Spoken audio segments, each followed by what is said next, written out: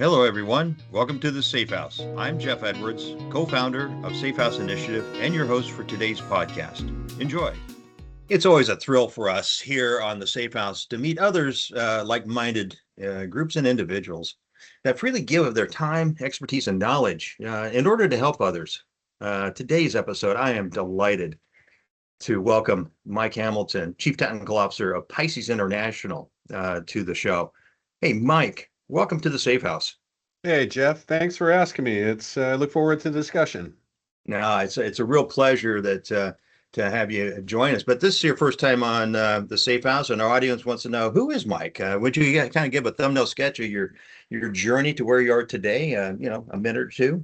Sure. Okay. Thumbnail may be tough because it's been almost a 35-year journey, but well, then how about this? Do a whole handful.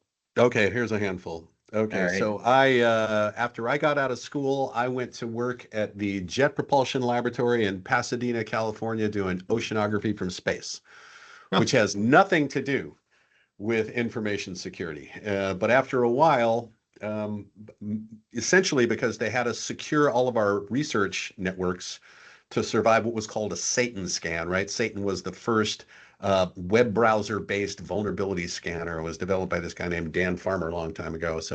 And that got to be real interesting. So in 1994, I started hand-rolling firewalls and selling them in Southern California, and did that for a while. And then I started contracting and consulting and ended up working at TRW and Walmart headquarters in fabulous Bentonville, Arkansas, Safeway, Applied Materials, just all kinds of large private sector corporations. Eventually became the managing consultant for VeriSign Global Security. If you're working as a traveling consultant, you essentially live in hotels, go to work on airplanes, eat in restaurants, and drive around in rental cars, right? So for a while that was okay, and then my daughter was born. And if you're going to be dad, you can't go to work on an airplane anymore. So I took the job as the CISO for the city of Seattle. And during that time, I got involved with the State, Local, Tribal, and Territorial Government Coordinating Council for Homeland Security and eventually became their vice chair. Left and started a company, and the state wanted me to come on as a policy advisor for a couple of years. So I did that. Ran screaming out of government.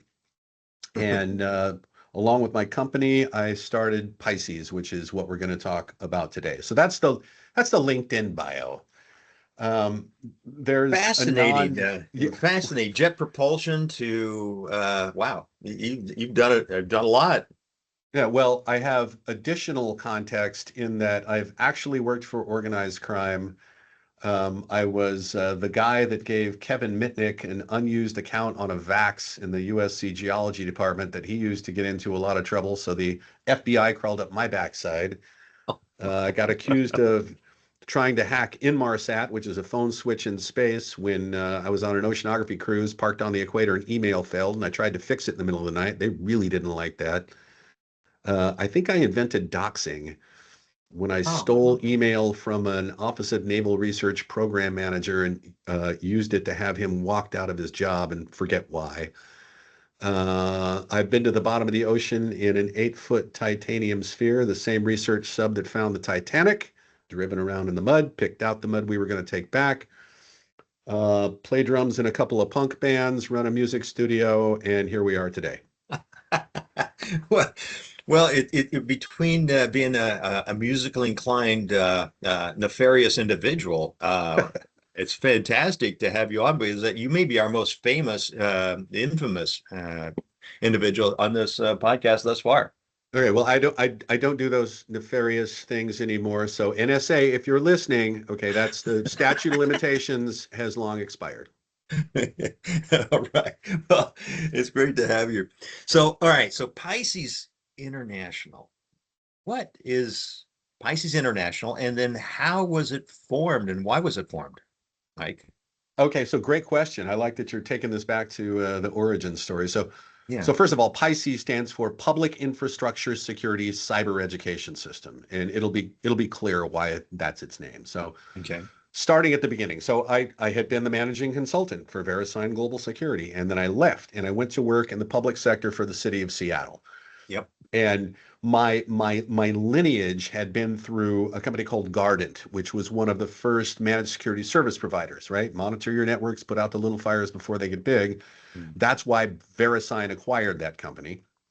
So I had been very close to, the monitoring services and the technologies. So I showed up at the city of Seattle and started to meet IT people that worked in all of the local governments around the area.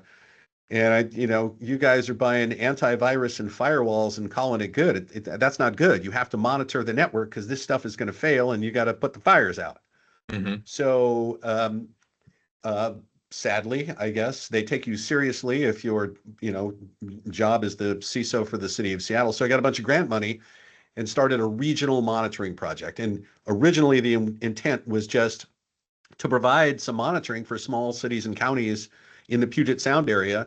They couldn't afford it themselves, but this business about minimizing the impact of an event, is part of my DNA. So we started to do this regionally. So we had 9 cities and counties, 6 maritime ports on Puget Sound, Seattle Children's Hospital, Snohomish PUD, Seattle City Lights. We were doing energy and healthcare and maritime ports and local governments, and that's your flushing toilets and drinking water, all that great stuff, right? But we had no analysts. So we said, okay, well, let's see if we can bolt this onto the educational system and get people teaching classes and how to be an analyst with all this live fire that we have. And it took a whole bunch of bites at that apple. That's actually why the state brought me on. They wanted to put their fingerprints on this project, and they tried to connect it to University of Washington, to develop and deploy the curriculum. State of Washington is too big to move quickly. University of Washington is too big to move quickly, so that fell down. So we had to keep going back and back. So finally, my partner in crime, Steve Stein, who is retired from Pacific Northwest National Lab, was able to work with me to meet the folks at Western Washington University who said, yeah, we'll do this. So a curriculum was developed at Pacific Northwest National Labs. We have a monitoring platform that we deploy onto small public sector networks, public utilities, rural healthcare, school districts, and we feed a big monitoring stack. And now 15 colleges and universities are all teaching essentially the same curriculum, how to be a cyber analyst with live fire. And so that way they roll off the assembly line.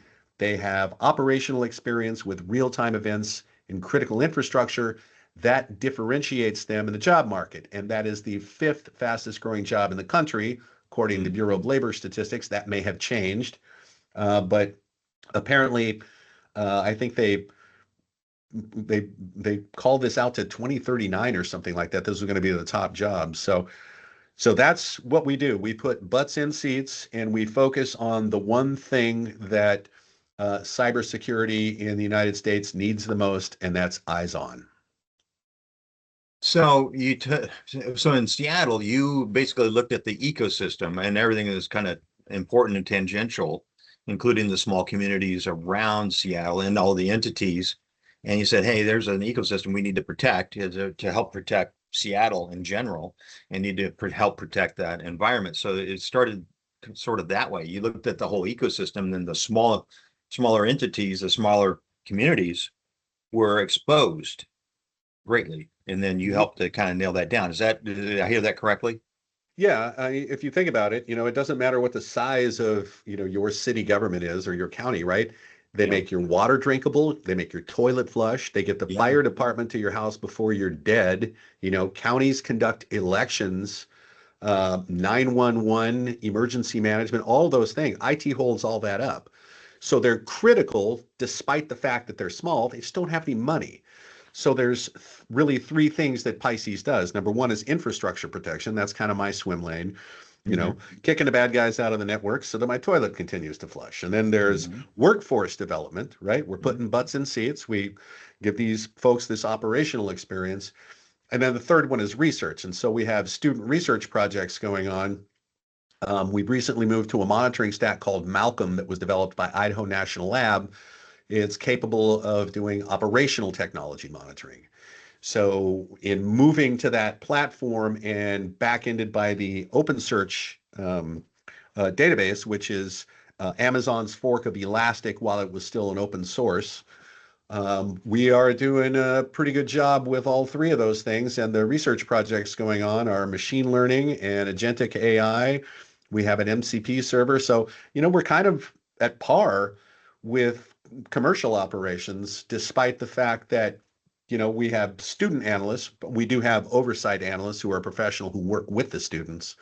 We think we're doing a pretty good job keeping up with commercial services. So how many communities do you serve now? And is it just communities, or is it a broad brush of all the tangential aspects of the community itself? Yeah, well, some of them have us do individual agencies, but for the most part, they're entire communities. Hmm. And so, like I say, it's local government, cities and counties. Yeah. There are some public utilities, irrigation districts, rural healthcare. We're monitoring some rural healthcare in Kentucky. Hmm. We have a number of school districts around. So we're monitoring right now actively in 5 states. Some of those are expansion states for us. We have a very big footprint in Washington state.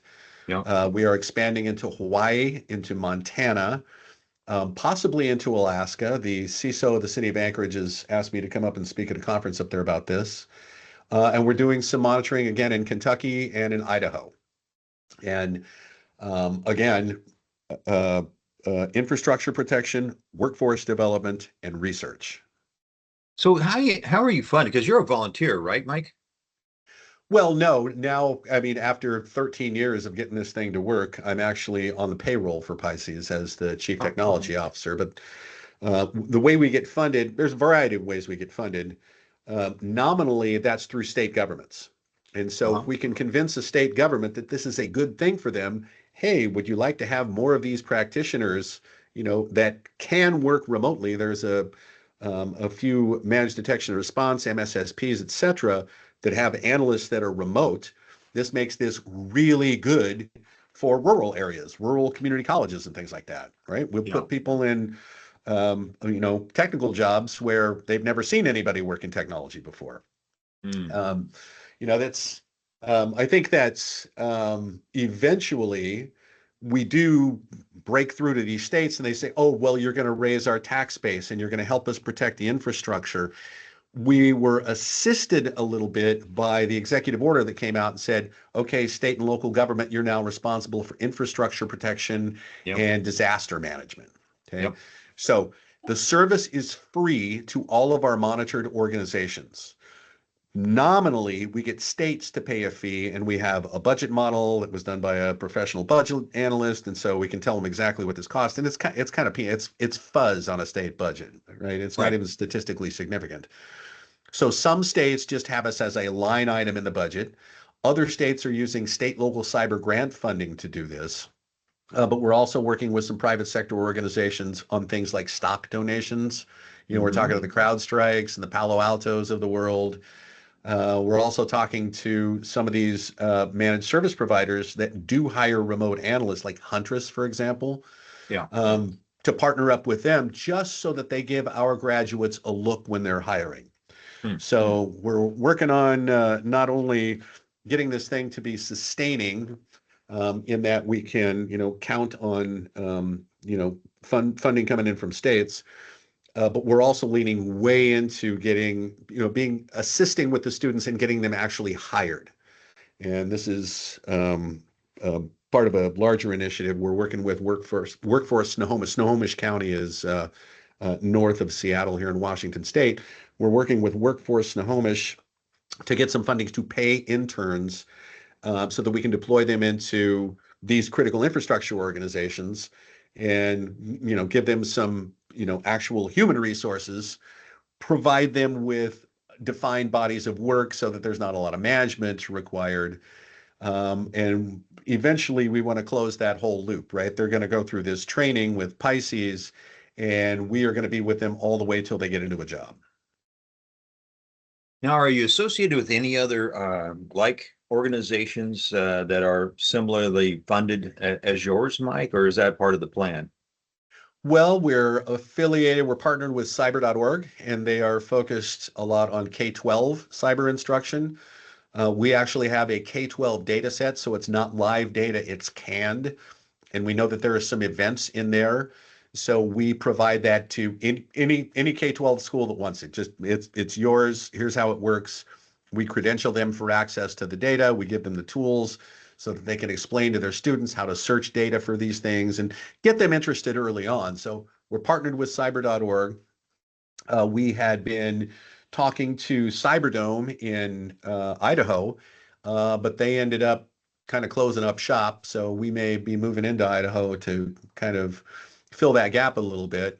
And we work with a lot of states like Cyber Montana, and there's Cyber Hawaii, and there's Cyber Illinois and things like this. So I wouldn't say partnered with those organizations, but working with them to try and establish the value proposition in those states. Have you had any international organizations contact you? Just curious.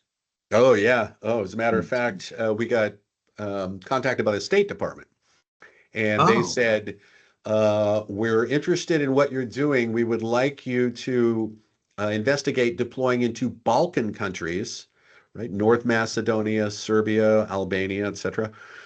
Because number one, they don't have any practitioners there, and they need to build a bench, and that's one of the primary things that we do.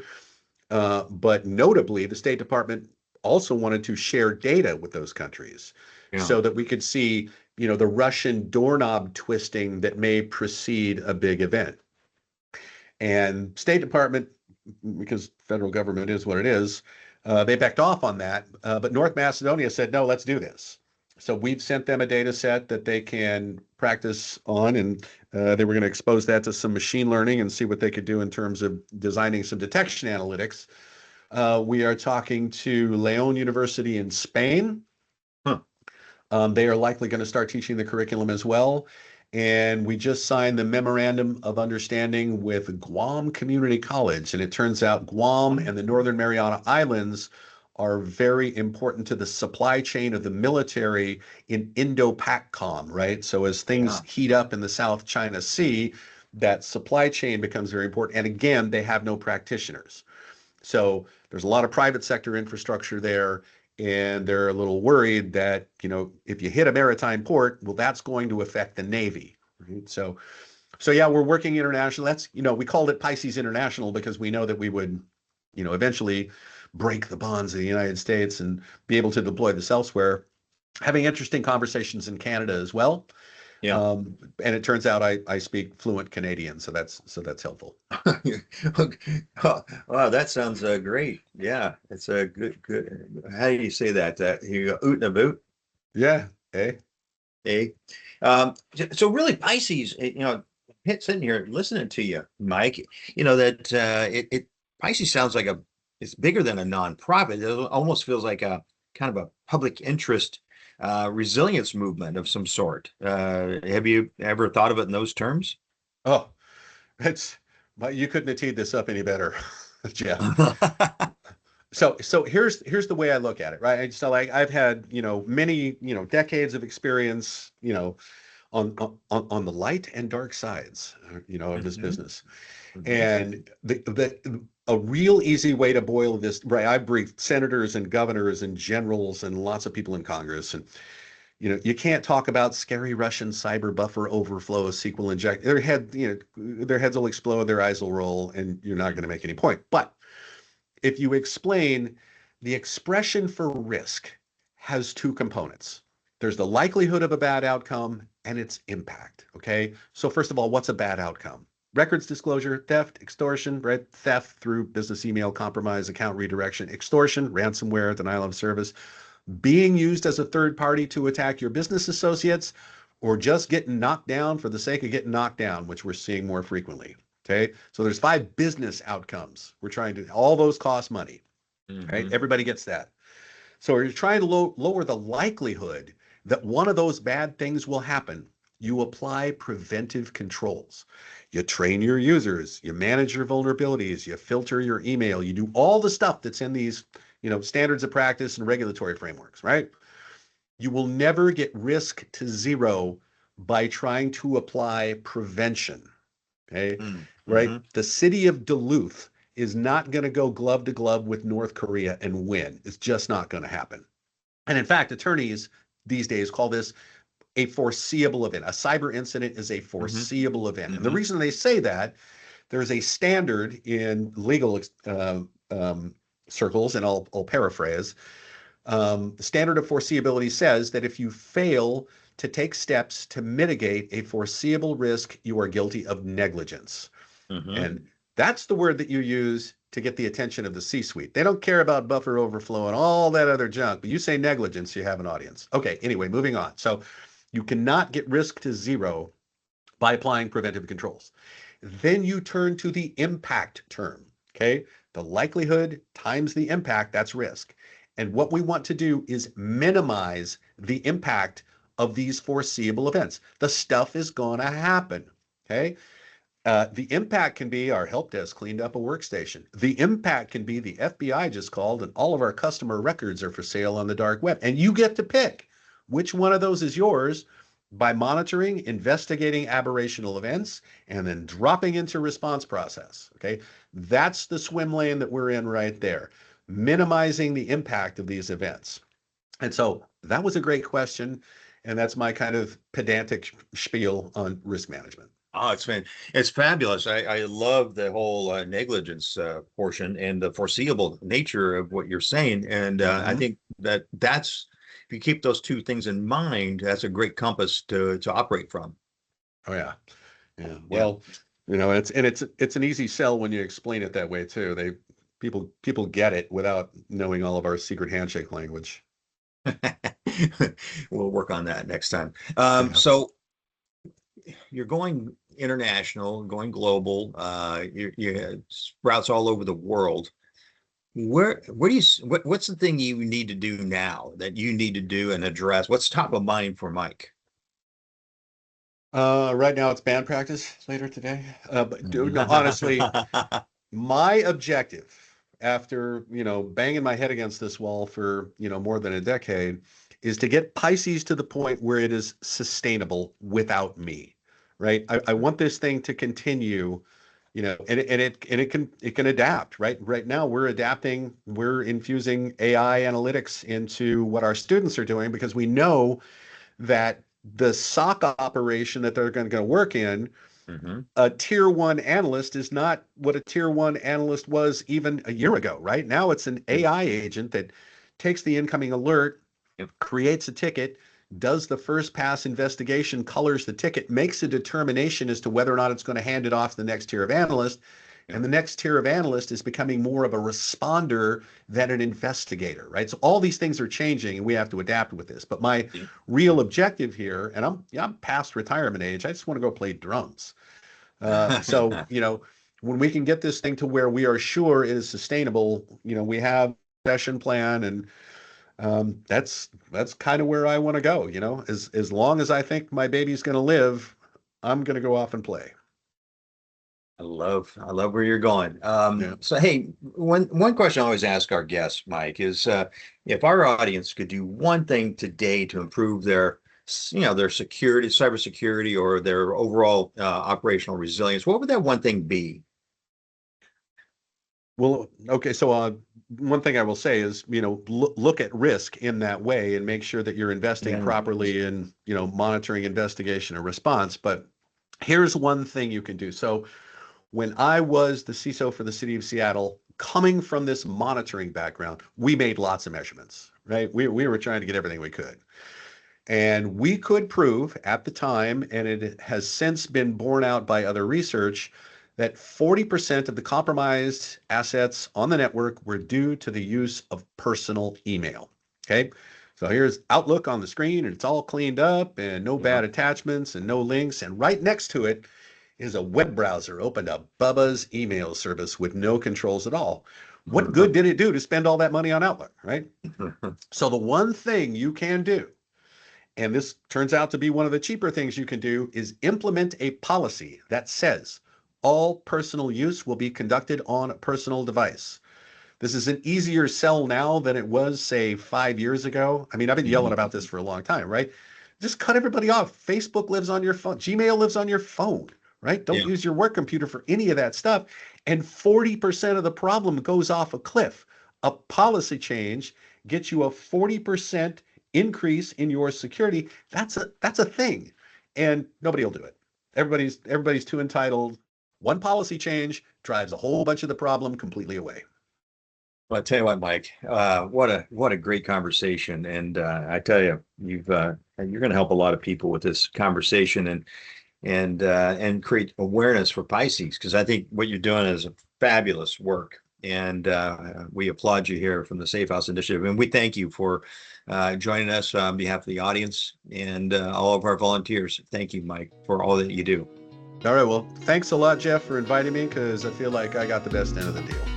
That's our episode. We greatly appreciate you joining us and hope it was a wonderful learning experience. I'm your host, Jeff Edwards, and remember, be safe, be resilient, and be kind to each other. For more educational materials, please visit us at safehouseinitiative.org. All materials are free from tracking, promotions, memberships, or fees of any kind. SafeHouse Initiative is an all-volunteer organization.